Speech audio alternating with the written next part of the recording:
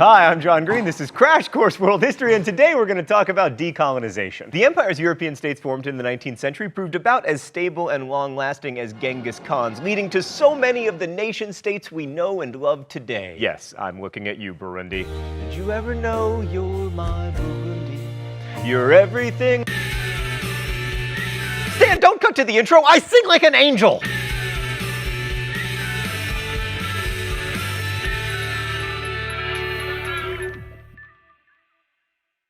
So unless you're over 60, and let's face it, Internet, you're not, you've only ever known a world of nation-states. But as we've seen from Egypt to Alexander the Great, to China, to Rome, to the Mongols, who for once are not the exception here,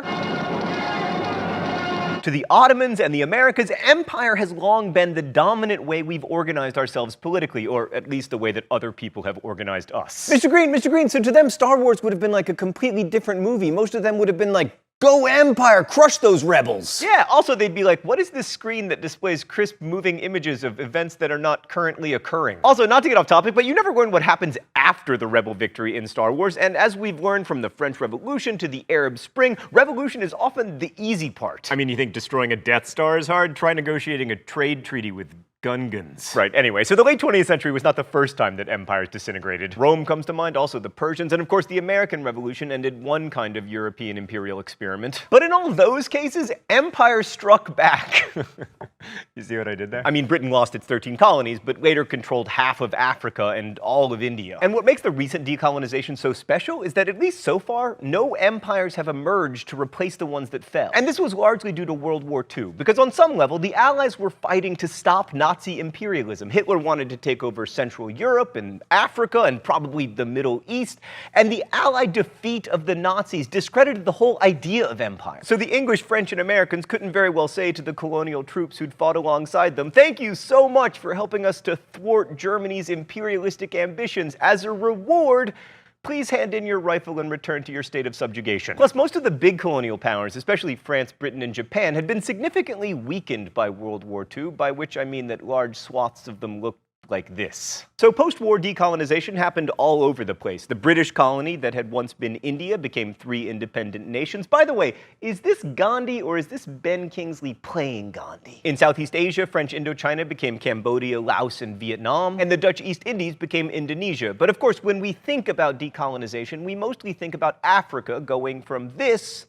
to this. So we're going to oversimplify here because we have to, but decolonization throughout Afro-Eurasia had some similar characteristics. Because it occurred in the context of the Cold War, many of these new nations had to choose between socialist and capitalist influences, which shaped their futures. While many of these new countries eventually adopted some form of democracy, the road there was often rocky. Also, decolonization often involved violence, usually the overthrow of colonial elites. For now, let's turn to the most famous non-violent decolonization, or supposedly so anyway, that of India. So the story begins, more or less, in 1885 with the founding of the Indian National Congress. Congress Party leaders and other nationalists in India were usually from the elite classes. Initially, they didn't even demand independence from Britain, but they were interested in creating a modern Indian nation rather than a return to some ancient pre-colonial form, possibly because India was, and is, hugely diverse and really only unified into a single state when under imperial rule by one group or another, whether the Mauryans, the Guptas, the Mughals, or the British. Okay, let's go to the thought bubble. The best-known Indian nationalist, Mohandas K. Gandhi, was a fascinating character, a British-educated lawyer born to a wealthy family. He's known for making his own clothes, his long fasts, and his battles to alleviate poverty, improve the rights of women, and achieve a unified Indian independence from Britain. In terms of decolonization, he stands out for his use of non-violence and his linking it to a somewhat mythologized view of Indian history. I mean, after all, there's plenty of violence in India's past and in its heroic epics, but Gandhi managed to harken back to a past that used non-violence to bring change. Gandhi and his compatriot Jawaharlal Nehru believed that a single India could continue to be ruled by Indian elites and somehow transcend the tension between the country's Hindu majority and its sizable Muslim minority. In this, they were less practical than their contemporary, Muhammad Ali Jinnah, the leader of the Muslim League, who felt, to quote historian Ainsley Embry, that the unified India of which the Congress spoke was an artificial one, created and maintained by British bayonets. Jinnah proved correct, and in 1947, when the British left, their Indian colony was partitioned into the modern state of India and West and East Pakistan, the latter of which became Bangladesh in 1971. While it's easy to congratulate both the British and the Indian governments on an orderly and non-violent transfer of power, the reality of partition was neither orderly nor non-violent. About 12 million people were displaced as Hindus in Pakistan moved to India and Muslims in India moved to Pakistan. As people left their homes, sometimes unwillingly, there was violence, and all told, as many as 500,000 people were killed, more than died in the bloody Indonesian battle for independence. So while it's true that the massive protests that forced Britain to end its colonization of India were non-violent, the emergence of the independent states involved really wasn't. Thanks, Thought Bubble. All this violence devastated Gandhi, whose lengthy and repeated hunger strikes to end violence had mixed results, and who was eventually assassinated by a Hindu nationalist who felt that Gandhi was too sympathetic to Muslims. Oh, it's time for the open letter? An open letter to hunger strikers. But first, let's see what's in the secret compartment today. A cupcake? Stan, this just seems cruel. These are from Meredith the intern to celebrate Maribration, the holiday she invented to celebrate the anniversary of her singleness. Dear hunger strikers, you remember earlier when I said that Gandhi harkened back to a mythologized Indian past?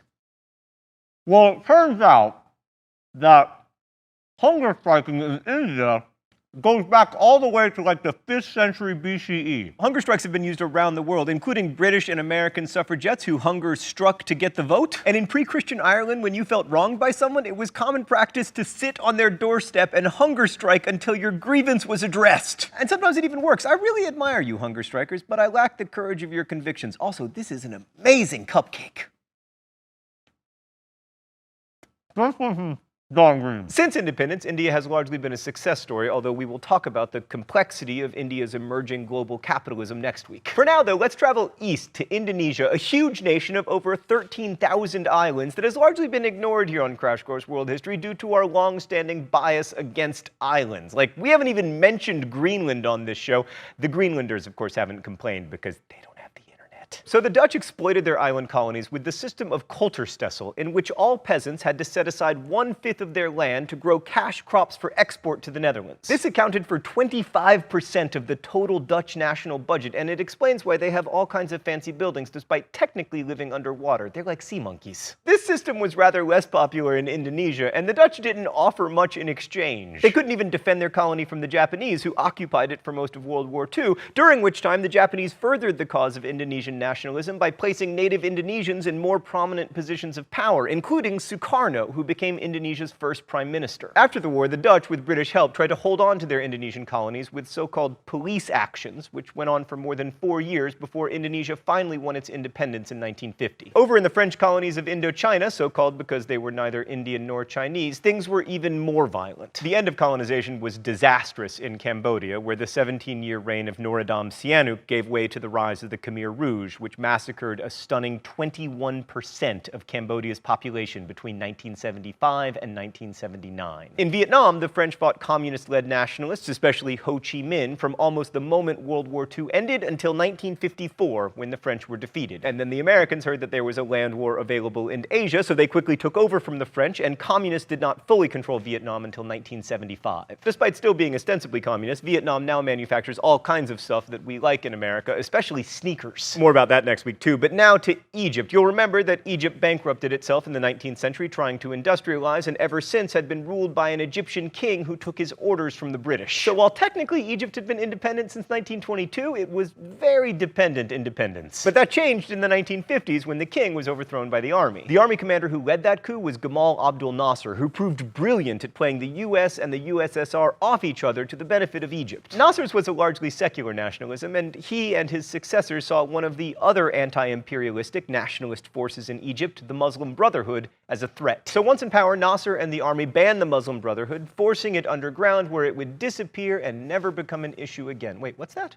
Really? And finally, let's turn to Central and Southern Africa. One of the most problematic legacies of colonialism was its geography. Colonial boundaries became redefined as the borders of new nation-states, even where those boundaries were arbitrary or, in some cases, pernicious. The best known example is in Rwanda, where two very different tribes, the Hutu and the Tutsis, were combined into one nation. But more generally, the colonizers' focus on value extraction really hurt these new nations. Europeans claimed to bring civilization and economic development to their colonies, but this economic development focused solely on building infrastructure to get resources and export them. Now, whether European powers deliberately sabotage development in Africa is a hot-button topic we're going to stay well away from, but this much is inarguably true. When the Europeans left, African nations did not have the institutions necessary to thrive in the post-war industrial world. They had very few schools, for instance, and even fewer universities. Like when the Congo achieved independence from Belgium in 1960, there were 16 Congolese college graduates in a nation of 14 million people. Also, in many of these new countries, the traditional elites had been undermined by imperialism. Most Europeans didn't rule their African possessions directly, but rather through the proxies of local rulers. And once Europeans left, those local rulers, the upper classes, were seen as illegitimate collaborators. And this meant that a new group of rulers had to rise up to take their place, often with very little experience in governance. I mean, Zimbabwe's long-serving dictator Robert Mugabe was a high school teacher. Let that be a lesson to you. Your teachers may have dictatorial ambitions. But most strong men have emerged, of course, from the military. Joseph Mobutu seized power in the Congo, which he held from 1965 until his death in 1997. Idi Amin was military dictator of Uganda from 1971 to 1979. Muammar Gaddafi ruled Libya from 1977 until 2011. The list goes on, but I don't want to give you the wrong impression about Africa. Because while the continent does have less freedom and lower levels of development than other regions in the world, many African nations show strong and consistent signs of growth despite the challenges of decolonization. Botswana, for instance, has gone from 70% literacy to 85% in the past 15 years and has seen steady GDP growth over 5%. Benin's economy has grown in each of the past 12 years, which is better than Europe or the US can say. In 2002, Kenya's life expectancy was 47. Today, it's 63. Ethiopia's per capita GDP has doubled over the past 10 years, and Mauritania has seen its infant mortality rate fall by more than 40%. Now, this progress is spotty and fragile, but it's important to note that these nations have existed on average about 13 years less than my dad. Of course, past experience with the fall of empires hasn't given us much cause for hope, but many citizens of these new nations are seeing real progress. That said, disaster might lurk around the corner. It's hard to say. I mean, now more than ever, we're trying to tell the story of humans from inside the story of humans. Thanks for watching. I'll see you next week. Crash Course is produced and directed by Stan Muller. Our script supervisor is Meredith Danko. The associate producer is Danica Johnson. The show is written by my high school history teacher Raoul Meyer and myself, and our graphics team is Thought Bubble. Last week's phrase of the week was Meatloaf's career. If you want to guess at this week's phrase of the week or suggest future ones, you can do so in comments, where you can also ask questions about today's video that will be answered by our team of historians. Thanks for watching Crash Course, and as we say in my hometown, don't forget to be awesome.